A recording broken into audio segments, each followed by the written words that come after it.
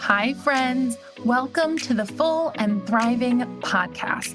I'm your host, Meg McCabe, and if you're here, it means you're ready for some aha moments that will inspire you to create a more vibrant, authentic life that's full of joyful moments, deeper connections, inner peace, and courageous action towards your dreams. Let's get started. It seems like there are two types of people in this world. The type of people that know what they want to do from a young age and stay true to the path, or people who constantly pivot and transform / jump from one career to the next.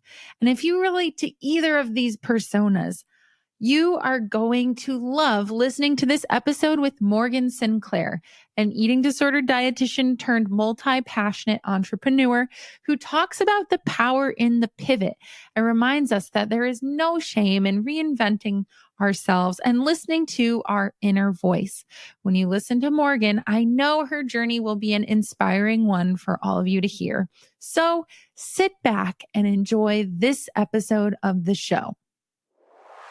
Hello, Morgan. How are you today? Welcome to the show. Thank you so much for having me. I am very excited to be here today to chat about my journey, what I've got going on, answer any questions you have. I'm excited. I love being in front of a mic. Me too. Oh my gosh. It is one of my favorite things. I feel so empowered with a mic in front of me. It's like a different level. I don't know why. So I have a podcast, so I'm in front of a mic a lot. But the only thing I joke that would make it better is if I had like a handheld mic where I was like standing up, like holding a mic instead of this like podcast specific mic that just sits on the table in front of me. That is such an interesting distinction.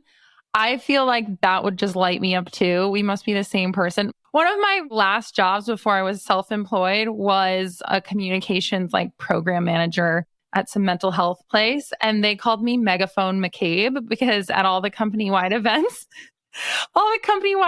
they would just hand me the mic or the megaphone. And I would just like corral people. I'd be like, we're getting together for a group picture, everybody outside on the lawn. And like, they just called me Megaphone McCabe for that reason. I just love having the voice amplified. It's so fun for me. I am that go-to person as well for events, so I can relate. They're like, Morgan, here's the microphone. Like, go get people to go where they need to go. And I'm like, got it, on it. Super fun. I could go down this rabbit hole for a while, but let's just embrace that we have microphones in front of us right now, and we get to have this exciting conversation about reinvention. And one thing that I love about your work ever since I met you is that you've had this really interesting career path where you started out one way and completely pivoted, but seem to have carried many of the components of your old profession with you. And so I would love it if you could share with the community listening a little bit about your professional and personal background, if you want, and how that's transformed. I would love to. I love talking about this. So I went to school to become a dietitian. I have a degree in nutrition. The plan was to become a dietitian all along. And I am technically now a dietitian. My senior year of college, I realized that I didn't want to work as a dietitian forever, but it was my senior year of college. Like, it was way too late to pivot and change my whole undergrad career. Like, I was not about to stay in school for that many more years, which is funny because I did stay in school for that many more years. I ended up getting a master's in business. But this interesting little semester between graduating undergrad and starting my master's, I needed to find a job, but I was in a very unique predicament where I was working for the athletic department of Texas A&M, which is where I got both my degrees from, and thought I wanted to be a sports dietitian. And I was working with the athletic department. I was like, okay, if I am going to pursue that route, I need to like keep my foot in that door. And so I needed to be in College Station Friday, Saturday, Sunday for baseball games because I was working with the dietitian that worked with the baseball team. And I'm from Houston, which is about an hour away. And I was like, okay, I need a job, but it needs to be like Monday through Thursday. And I ended up getting connected with a medical practice in Houston that specializes in eating disorders. And I was like, that's not an area that I want to work in, but like it's an office manager role. So like, yeah, sure. Like I'm qualified. Let's do it. And they had someone that was working on Fridays. And they're like, oh no, this job would only be Monday through Thursday. And I was like, okay, clearly this was meant to be. Let's do it. And that was my first introduction into eating disorders outside of a 1 hour lecture during one clinical nutrition class where we got like the basic definition, which that could be a whole other soapbox of dietitians not having education in eating disorders. It was wild. But during that time, I'm going to say like fell in love with working with eating disorders, which is like a weird thing to say, but getting to see the transformation, getting to see the progress. I am very sciencey. So getting to see like the medical side of things, I was like, oh, this is a cool niche to be in as a dietitian. But I'm going back to school for my master's. Like, I'm not going to work in the eating disorder space. I'm not going to work as a dietitian. At this point in my life, I was like, I'm going to go work for a dairy-based company. So like ice cream, yogurt, cheese, and be their, like work up to be their chief marketing officer. That's how I was going to blend Christian and business together. Like that was the goal. That is a very specific goal, but I appreciate specific goals. So good for you. Yeah, it was very specific, but it seemed really cool at the time until I realized that most creameries are like based in the middle of nowhere and I'm a city girl through and through. So that wouldn't have worked out anyway. But I got connected in the eating disorder space. Long story short, finished my master's in business, decided to do my dietetic internship anyway, and moved to Italy for a couple months because I had no clue what I wanted to do, came back, and in the span of a week, met with 3 friends that I had kind of like met networking and along the way who were all working at the same treatment center. And they're like, we both have part-time job openings at a residential and a PHP IOP level of care. We think you should pursue them and see if you could like put them together and make it a full-time job. And I did, knowing that I wasn't going to work as a dietitian forever, but it just felt like it was the right next move. And so worked as a dietitian for about, 7, maybe 8 months. And then the clinical outreach representative for the treatment center I worked for said, hey, I'm moving and I think you do really well at this role doing marketing and outreach. And I was like, 100%, this is my out. Don't want to be a dietitian anymore. Like, that's it. Let's do it. And so pivoted into that career. Was there for about a year and a half. The tail end of my time there was during the beginning of the pandemic. And so things just shifted drastically of like what that role looked like. And ultimately, it was just no longer a good fit for my skill set, my passions. And so I took the leap full time to work for myself December of 2020, where now I run a branding and web design studio exclusively for eating disorder clinicians. I realized along the way that this design piece was something that I loved and that I really loved the clinicians in the eating disorder space. And so I wanted to keep working with them, especially having the background and the knowledge that is so specific. And that kind of kickstarted this series of companies I started, projects I pursued, now that I had the free time to work for myself and explore other things outside of a 9-to-5. Wow. Okay. So it was really like a meandering for you. Like you were very open to different opportunities that came up. One thing I'm curious about is you knew right away that you weren't really meant to be a dietitian forever. What was it like living in that space of like working in a job you knew you weren't meant to be at? Yeah, the coworkers were incredible and the work was incredible. Like I loved the work that I did. I loved the clients that I got to connect with and support and all of that. I knew that I didn't have the energy, capacity to do that full time and give it my all. I have always been a multi-passionate person. I love pursuing a lot of different things. And I think in the line of eating disorder work, like you have to be pretty committed as a clinician to best support your clients. And so there always kind of felt like that was a little bit of a disconnect. I also think I didn't have this realization in the moment, but looking back on it, working in higher level of care, like you knew the client was going to be there for a set amount of time, and then they were going to move to a different level of care, likely into outpatient. And I think having that set amount of time of like, oh, I'm only going to be working with this client for this, sprint and not a marathon helped me feel really comfortable in that role because I wasn't committing to something that was like, a 3, 4, 5+ year journey that recovery can be at an outpatient level. And so that felt, just in full transparency, felt better to me because I knew that I could make that pivot more easily than if I was working as an outpatient dietitian. Okay. Okay. Yeah. That is good that you were able to like learn these lessons about yourself while you were in this space. And you mentioned the word multi passionate. And the first time I heard that word, my like heart exploded because I was like, this is me. Like, this is, but I hadn't really been exposed to this concept of being like a multi passionate entrepreneur or a multi passionate career person. And I think most people, when they dive into their career path, they think they're going to be set on one journey forever. And was that how you originally imagined your career to be? 100%. I mean, I think that's also just like being raised by parents in, I don't even know what generation they are, but like their generation. But that's what was modeled to me, right? Like my dad started with a company whenever I was really little, and he is still working with that company. Like he's retiring this year and he's still with that company. And so that's like just having that modeled to me. I was like, oh, like that's the expectation. I go, I work for a company. I work with them until I'm 65 when I'm ready to retire. And like, that's that. That's my life. And so that's definitely what I envisioned in the beginning, especially going through school of seeing like, okay, how do I, get into a company, work my way up? Side note, you can't really work your way up in a company as a dietitian when you're working for someone else. People don't like to promote dietitians, which is so annoying. Well, I find this is one thing that's like really tough about working in like a service-based career is that they really only promote you if you have like a higher degree. So it's like, even with experience, there's like this level of like privilege you have to have in order to get to the next level. And then sometimes the pay isn't even reflected. And there's limited positions because it's not like this giant corporation. So I did not realize that when I started working in public health, like right out of college. I loved the idea of climbing up the ladder and like being promoted and getting achievements. And then when you're in that space, it's a lot harder. A lot harder. It's not like what the movies make it out to be at all.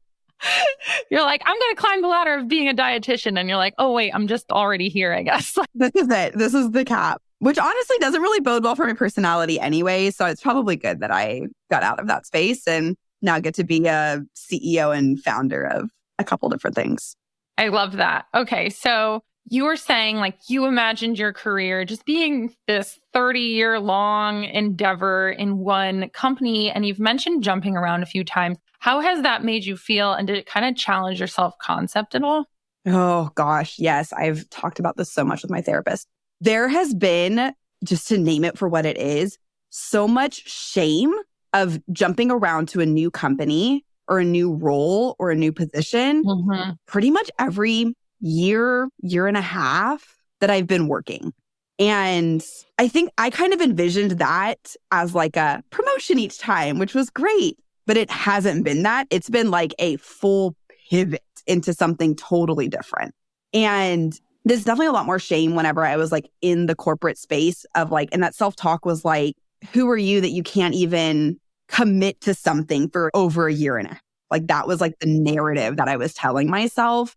And thankfully, as someone who now like runs a couple companies, small companies, but companies, and being surrounded by other people who are doing the same, I have been able to like shift that mindset into like what a privilege it is to be able to pursue things that are values aligned and say no to the things that aren't, and like have the freedom to pursue that. And like, there shouldn't be any shame with that. Like, there's no reason that I can't rewrite the narrative of like what I want for my life and what feels good for me and what aligns with my overall life goals, and how having different incomes, different revenue streams can support the personal goals. Like, we take the personal side out of the corporate side so much. And like, I'm a human. I want to live. I want to have experiences and have so much fun in my life. And I'm an Enneagram 7, and like adventure and curiosity and creativity are like some of my top values in life. And so I'm either going to have a career that can support those values or create my own company that can pull those values into it. And that's what I've been able to do. And I'm so thankful for that.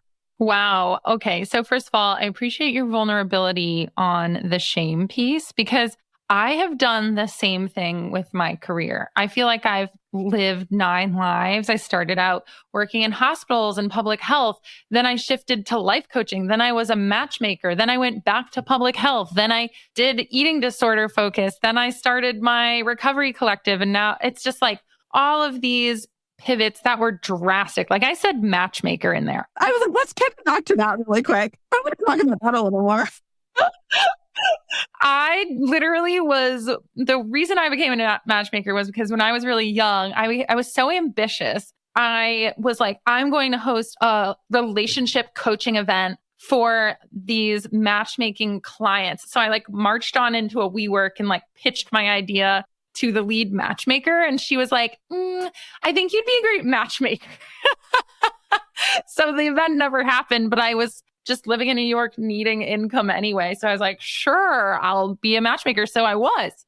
And it was one of the coolest things I've ever done. Like one of my most proud career accomplishments are the couples that are still together today and like have children and are married and all of this stuff. But, you know, I've always felt a little shame, a little embarrassment around not having this set path. And it's also really juxtaposed with having an identical twin who has worked in tech sales her entire career.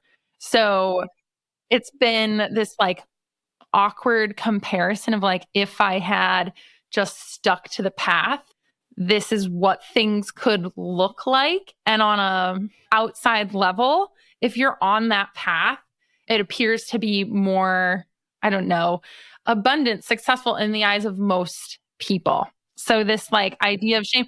But I will say, I'm getting to a point. So my sister, one day we were having a conversation about career and she made this interesting comment to me, which aligns with what you said. She's like, well, you know, it's not like I'm passionate about my job. And the whole idea completely blew my mind because that was the only thing, like, especially when I was starting out my career, that was what I was coasting off of, was like jumping from one passion to the next and having passion in everything I did every single day. So when she's looking at the other side of the fence, you know, it's always like the grass is always greener kind of a thing. Yeah. It's such an interesting balance because I feel like, and I don't know if you were told this a lot growing up, but the phrase, if you love what you do, you'll never work a day in your life. I hate that phrase. I hate it. I think there's a difference between like pursuing a career that is your passion. And so like even one of my businesses is the eating expedition where I host food focused trips. And I am so hesitant to turn that into a full-time career. I don't think I ever will because I love travel so much and I don't want to ruin that love of travel with a job. But I also think for people who are working a corporate job or haven't taken the leap into entrepreneurship yet or don't want to or can't or, you know, whatever life circumstances come up, because I think there is this narrative of like, oh, just work for yourself and rainbows and butterflies. And like, that couldn't be farther from the truth. There's so much privilege that goes into being able to work for yourself. But I think even working a corporate job, finding something that is contained, boundaried, whatever you want to call it, that you can still have these passions on the side to pursue. And then the thing I always tell myself is just because it's a passion doesn't mean you have to monetize it, Morgan. Tell myself that like a passion can be a passion and you can just do it for fun. I don't know where I picked up that belief too, that like passions need to be monetized. It must be like American capitalism or something like that. I think it's the girl boss sector of American capitalism. Like I started this networking group for entrepreneurs in my town, right? And every part of me wants to sell tickets to these groups. Because I'm like, the point is connection. I don't need income from this. Like, we will get value from being together and like learning from each other. And like, I think it's just so funny that you said that because I completely relate to it. And I want to acknowledge how important it is to challenge the narrative. You need to be a full-time entrepreneur to be fully aligned, right? Because I think that's something you and I probably bought into at some point. Right. And that puts a lot of pressure on people. Not everyone is cut out to be this full-time entrepreneur, fully supporting themselves. Some people need more security, and it's completely okay to have a little bit of security and a passion on the side. And it doesn't have to be your career. Yes, absolutely. Yeah. It is just one of those things where that narrative was always kind of baked in. So if anyone here is listening and you're like, oh my God, two girl bosses talking, I want to roll my eyes. It's like, We are not telling you need to jump everything. Like reinvention can happen on so many different levels. It could be on a career level and a personal level. And I think I've actually gotten some of the most joy from reinventing on a personal level. Have you ever gone through reinvention in that way? Oh, that's a big question. I mean, I think in terms of like challenging the narrative of like reinventing my reality is like I've gained so much independence over the last several years. Honestly, I'm still challenging this of like, man, entrepreneurship would be like way easier if I had a partner that I could also like lean on that had a stable job and had health insurance. Like, I think that narrative has been hard to challenge sometimes. But I think like, I mean, I've lived by myself for the last, 8 years, probably 9 years, 8 years. I've done more solo travel by myself. Whenever I was in this like position of going through my internship, figuring out what I wanted to do, I actually ran across a Facebook group and a community of girls who solo traveled. And I was like, oh, like that's kind of like the dream. Like that sounds so cool. And I solo traveled for the first time, spending 3 months in Italy by myself in a city that I had never been to. And like, that was like a little too much. That was a little too extreme. I'm so thankful for that experience, but like, it was so hard, but it's allowed me to be in a position and be pushed so far outside of my comfort zone and like go through like literally crying every other day in Italy because all I wanted to do was go home and like be like, I should be enjoying this. This should be so fun. And it's not. Wait a minute. I'm actually shocked to hear that it was really hard to solo travel. I felt like it would have been like this natural fit for you. It's become a natural fit, but I much prefer to travel with other people. I didn't speak Italian. I lived in a city where English wasn't super common. It was my first time spending that much time by myself. And so it was just an adjustment, and it was a brutally eye-opening adjustment to do that. And here we are, we're here 6 years later, and I have 2 6-week trips planned this year to be by myself in Mexico City and in Spain. And so like, we made it where it gets here, like it happened. But I think that was definitely like a reinvention of forcing myself to not wait on other people to do the things that I wanted to do in my life. And I feel like that must have been this learning experience that completely transformed who you were. Like, I'm honestly shocked that like solo travel, based on what I know about you, that it was really hard at first, but I guess that makes sense. Yeah. Because it is scary. It was scary. And I think it would have been different if I had the experience of like traveling around to a bunch of different cities, staying in hostels, keeping things new and fresh, like constantly meeting new people. Like, I think that would have been a very different experience. But I was very set on doing some slow travel. And so like I had an apartment in one city for 3 months, and it was like a studio apartment. I was by myself. I didn't have a naturally built-in community like you would find. I mean, even just staying in a hotel, like when I'm in hotels, like I go to the bar and like meet people all the time and like still stay in touch with some of those people. And so I think it was just a very, very different experience of like solo traveling for like fun and travel versus being somewhere for 3 months and just like living life there. So how would you say that experience like helped you bring awareness to yourself? Because I think you said you learned so much about yourself during that time. Like, so all of this learning led to you eventually becoming a retreat leader. Tell me what you learned about yourself and how that kind of contributed to your like total reinvention. Yeah. I mean, I have a vivid memory of like my second day living. So I was in Genoa, which is like on the northwest coast of Italy. I have this vivid memory of like my second day there. I was like, Morgan, get up, go fight jet lag, like go find a pizza place, like go get a pizza. And so I like nervously Googled like where I should go get pizza and like found a place. I kid you not, I made 3 laps in front of the like 3 circles around the front of the pizza place before I gathered enough like courage to go in and get over the fear that I'm going to have to speak Italian or figure something.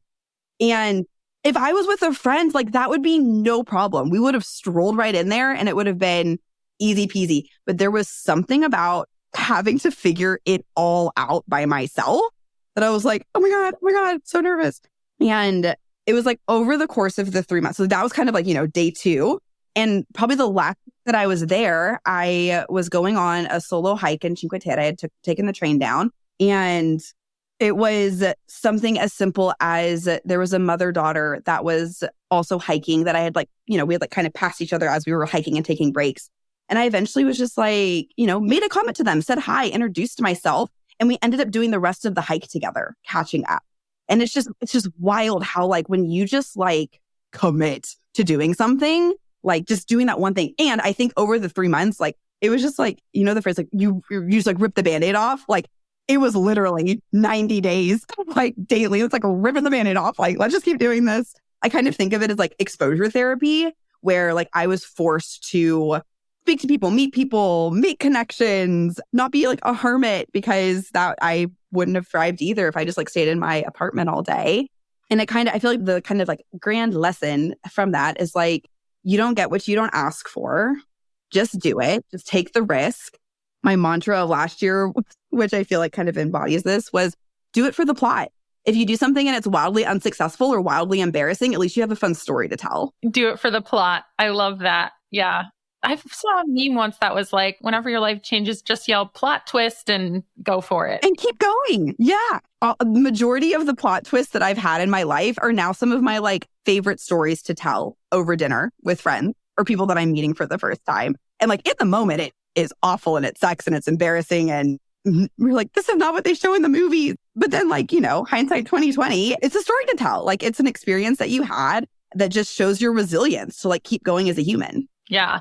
I feel like you bring up a few good themes here. And one is that the act of reinventing yourself, the act of making these plot twists, they're all taking huge risks, which is really scary in the moment, right? But I find it's the opportunity to build self-trust, right? And we can see that in your story from you being afraid to walk into a restaurant and then by the end of it, going on this hike with two people you spontaneously met and having the best day ever. So I think it is really exciting to think about, and this is definitely a personality thing, but I think it's exciting to think about reinvention as the ability to take a little bit of a risk to learn more about yourself and trust yourself. And every time I've ever taken that leap of faith, my self-trust increases. Whether I fall flat on my face and it's a total failure or a slight success or big success,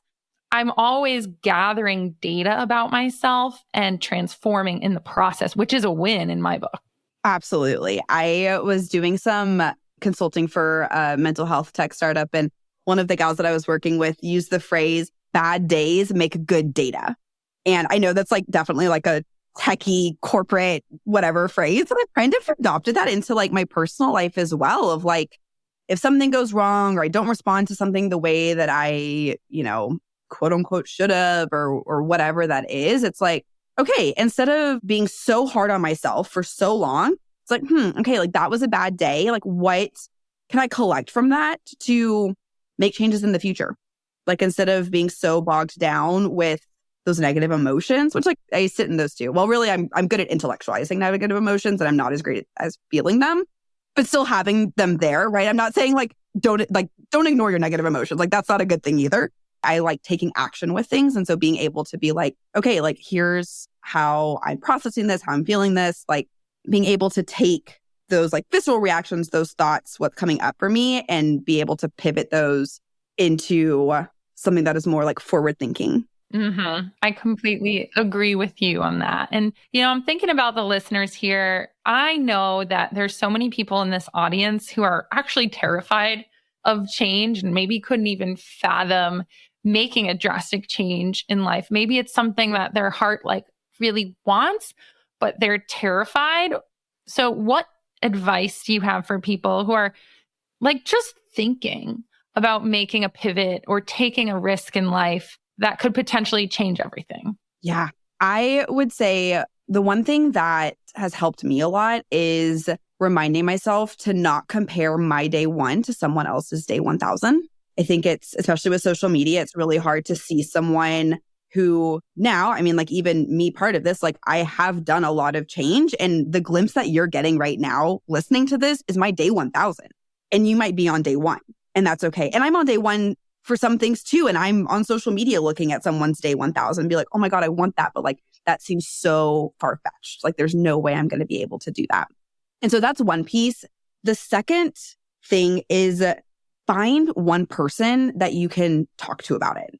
Therapist, mental health, yes. But I'm talking like a friend, a family member, because having that little bit of accountability, that's the first step of like talking about it with someone else. And actually have one of the businesses I co-run is called the Accountability Club, where me and another clinician who's also my podcast co-host, like literally have a cohort of people who are wanting to make moves in their business, specifically in their business, but it could also be like same concept with personal things too.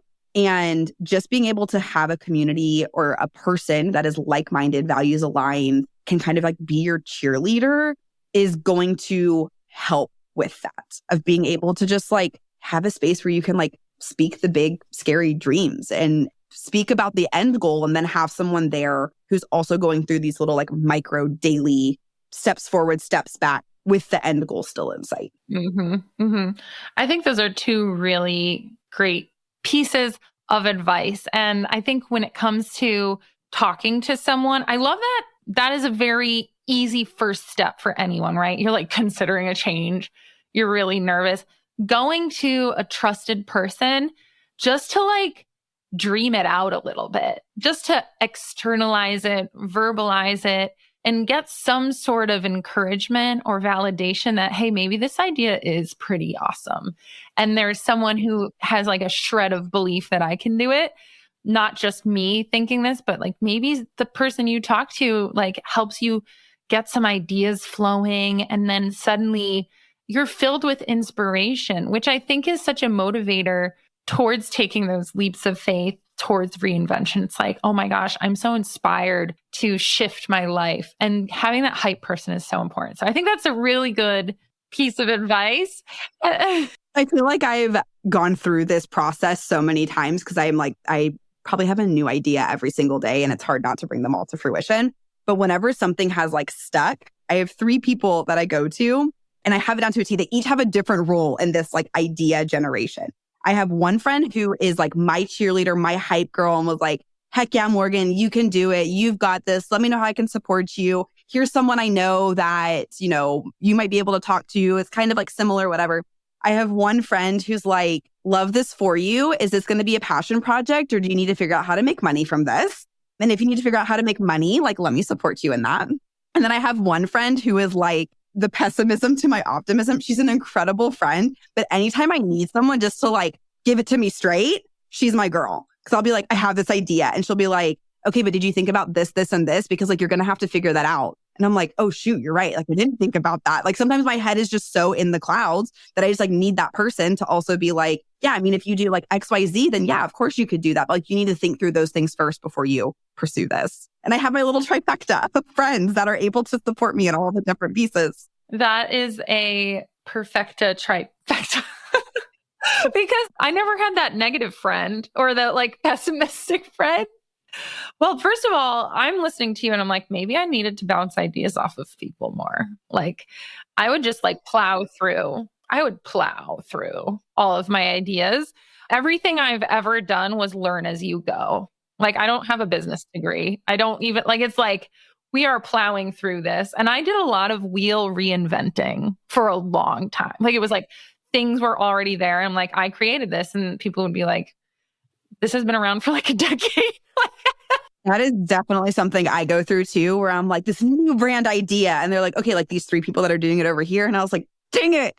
I could have just learned from them. I don't have to totally start from scratch. And I love starting from scratch. And so that's a hard thing for me to grasp. So I think that's good to have that balance. And like, that is a great first step. Just reaching out to the people you trust about this idea and maybe even finding like a mentor or a role model who's had this path that you're considering, right? And then the other piece you brought up, which is also really helpful, is that don't compare your day 1 to day 1000. And that has always been something I had to learn the hard way. Like when I started my one-on-one coaching practice when I was 24, I expected to be like Marie Forleo and Gabby Burns, all these people. I expected to be them the day I decided to do it. Like I was like, why isn't this lining? I am believing in myself.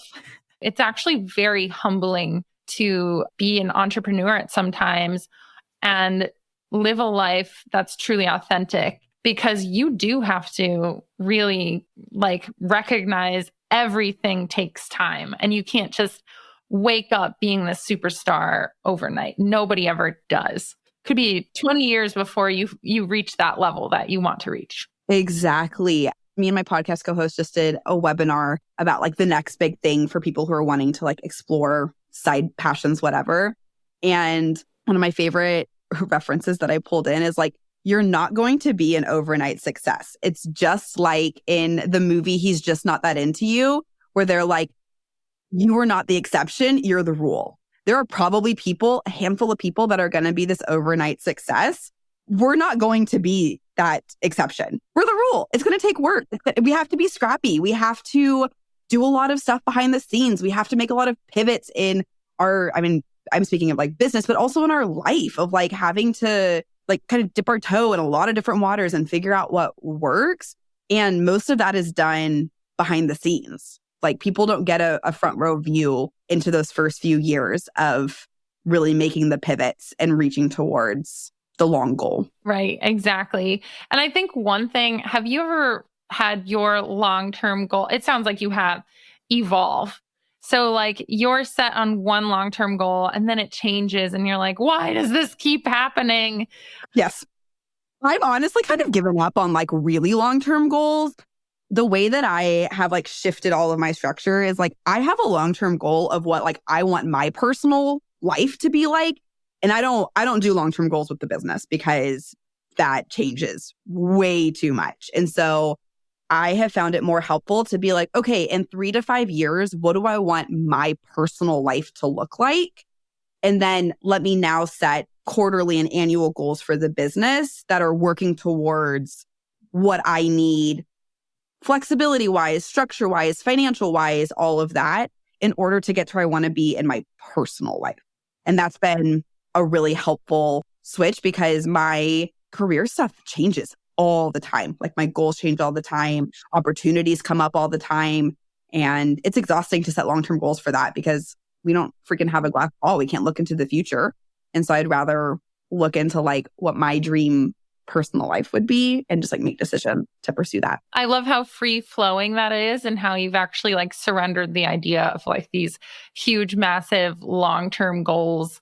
Like it could just be like your personality like desires more change and you learn as you go about who you are. And there's nothing wrong with that. And I think we're in this culture where we are just set in stone and like you can evolve within your path, but you can't expand and like change completely. So I want to actually bring it all the way back to something you originally said, which is the idea that you were in a job that you weren't like really positive about. You weren't sure about, like even before you graduated, you're like, I don't know if this is for me. What tips do you have for people who are in that place who have no idea where to go? Like, how does one start to explore their idea of maybe reinventing themselves? I feel like whenever I was in it, I did not have the process to like be like, oh, this, I'm going to do this, I'm going to do this, I'm going to do this. Like sometimes I think it literally takes just like going through it. Like I feel like there's people that are like, if I could tell my younger self X, Y, Z, and I'm like, okay, yeah, like that's great. There can be some great information in there, but I think a lot of the times it really just takes going through it, which is like probably not what people want to hear. But I think it's the reality. Like there's no magic script. There's no magic to-do list out there. The book that I have gone back to over and over again is a book called Choose Wonder Over Worry by Amber Ray. And she's made a lot of pivots in her life. It's been very inspiring to see like her personal journey. She doesn't share too much of it anymore, but whenever I first listened to her on a podcast several years ago, she was pretty open with like everything that was going on in her life. But she wrote this book and it's basically how you can look at all of these different hard things that come up, these negative self-talks, instead of choosing worry and continuing to like worry about something that like in the grand scheme of things is like not a big deal. How can you choose wonder instead? And she goes through each of those. I think she probably goes through like maybe like 18 different emotions, feelings, circumstances, and allows us to recognize that, hold space for that, not, shove down those hard feelings, but also kind of look at the other side of it too and figure out what we can do to like move past some of the hardness. I love that phrase, choose wonder over worry. I think that really resonates with me. I actually have never heard of that book before, so now I'm really curious. And so is she basically talking about looking at those like potentially worrisome situations and getting curious about them or seeing the possibilities within that? Yeah. So she starts off the book with there's two different types of worry. There's useful worry and there's unuseful worry. And we shouldn't all get rid of our worry because there's some worries where it's like, oh, we probably shouldn't walk out into like the middle of an interstate, right? Like that is some worry that is very useful worry where our brain's like, don't do that. Like red flag, stop it.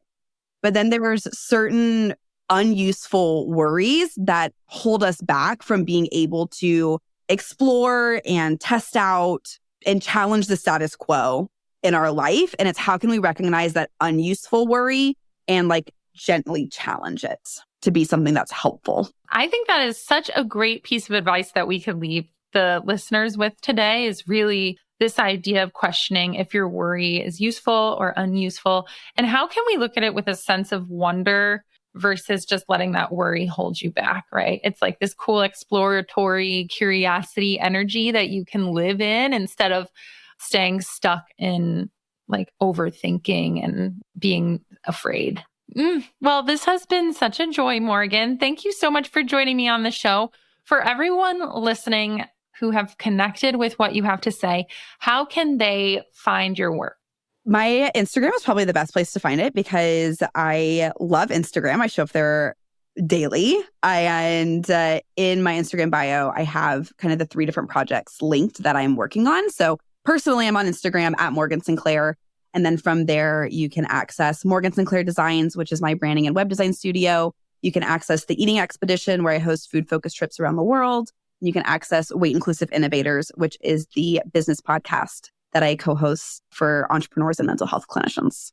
Woohoo! Thank you. Oh my gosh, so fun. Love that you have 3 businesses to list. So with that, Morgan, I'm going to give you a big thank you. And I'm excited for this episode. I know the listeners are going to love it. I hope you have a beautiful rest of your day. Thanks so much, Meg. Thanks for having me. You're welcome. All right, that concludes this week's episode of the Full and Thriving podcast. Thank you so much for taking the time to listen to this episode of the show. When you have a moment, please head on over to Instagram and follow my recovery coaching account at Meg_McCabe to stay up to date on everything I'm doing in recovery land. And if you're feeling extra inspired, please send me a direct message to let me know how this podcast has impacted your life. I'd love to hear your feedback. Thanks again for listening, and I'll see you next week.